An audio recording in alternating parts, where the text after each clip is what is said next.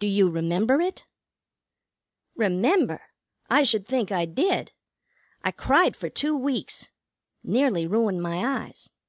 Mary and I were desk mates at Miss Porterfield's school, and I adored her. I really did. So did Dick Moon." She stopped. Then, "Like most women, I'm a compromise." And she laughed, but it was a happy laugh. Mrs. Grey smiled too. "Was Mary Alden engaged to Roy Wright when she married the other man?" she asked. "Tell me all about her." "No, she wasn't. Mary Alden was incapable of deceit, and Roy Wright knew she didn't love him. He knew she was never going to marry him. Poor Roy! He was as gentle and sweet and patient as Mary was high-spirited and beautiful, and the last type on earth to win a woman of Mary's temperament. She wanted to be mastered, and Roy could only worship." "And her father, what did he do?" "Do? The Aldens are not people who do things.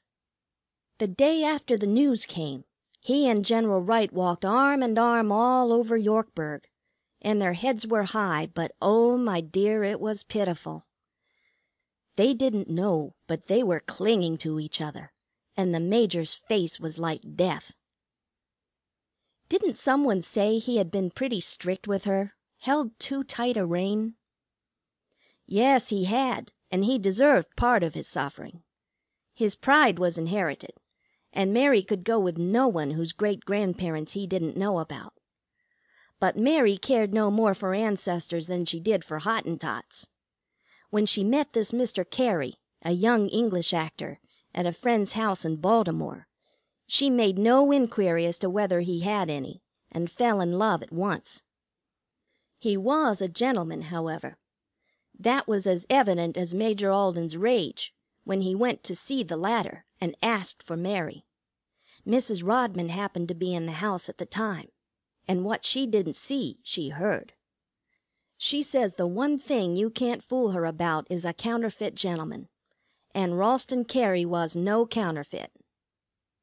"For heaven's sake, don't get on what Mrs. Rodman thinks or says. Tell me about the marriage. I'm asking a lot of questions, but you're so slow." "I'm telling as fast as I can. You interrupt so much with questions I can't finish." And Mrs. Moon's voice was real spunky. "They were married in Washington," she began again.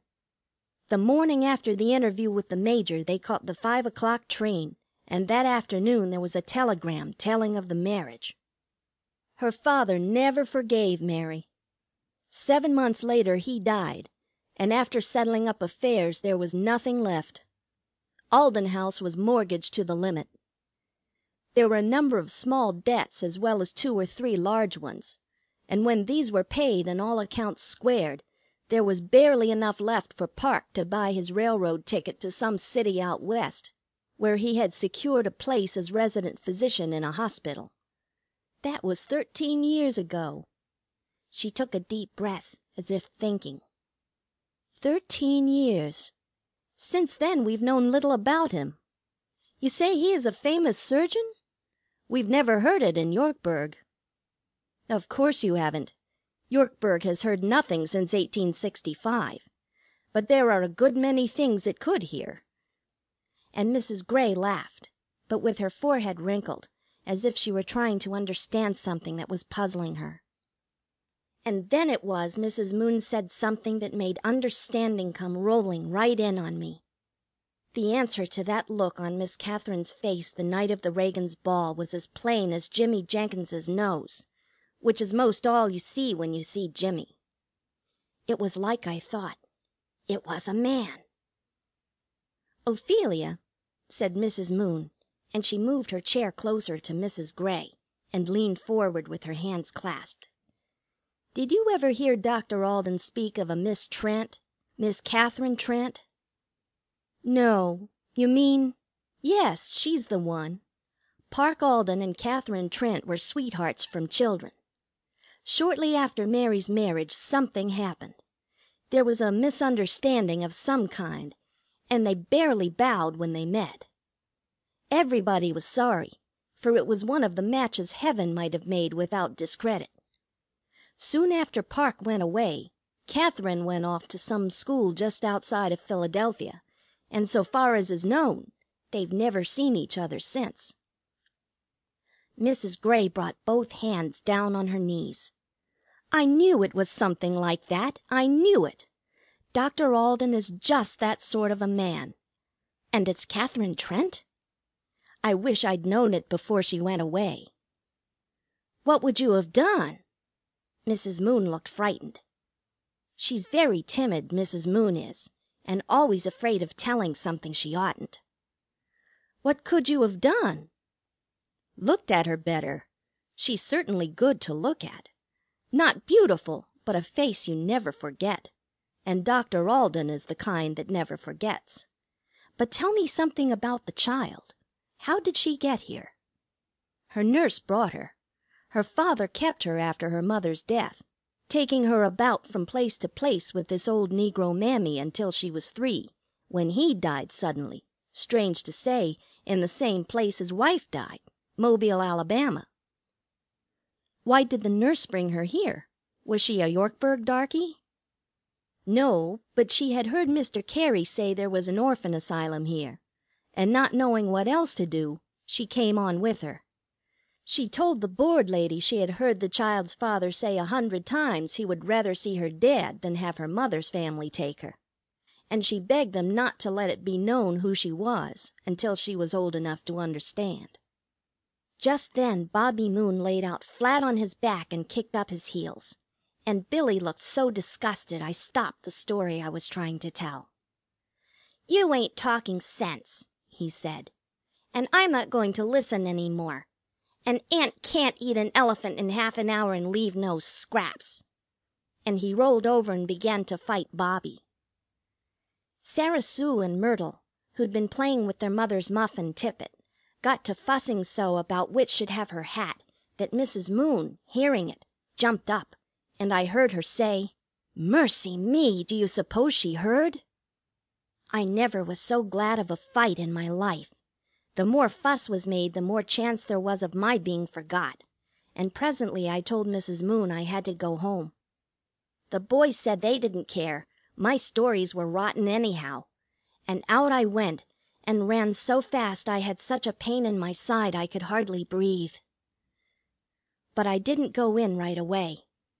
I couldn't. Inside of me everything was thumping. Mary Alden, your mother.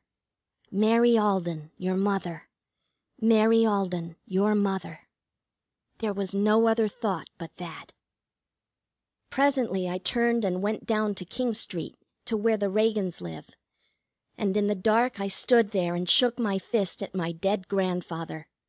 I hated him for treating my mother so. Hated him. Then I burst out crying, and cried so awful my eyes were nearly washed out. There were 12.5 years' worth of tears that had to come out, and I let them come. After they were out, I felt lighter. But sleep? There wasn't a blink of it for me all night. I was so mixed up with new feelings that I was sick in my stomach, and my old conscience got so sanctimonious that if I could have spanked it, I would. I wasn't eavesdropping. I know that's nasty. But 40 times I'd been punished for speaking when I shouldn't, and besides, it was my duty to find myself. They saw me and then forgot.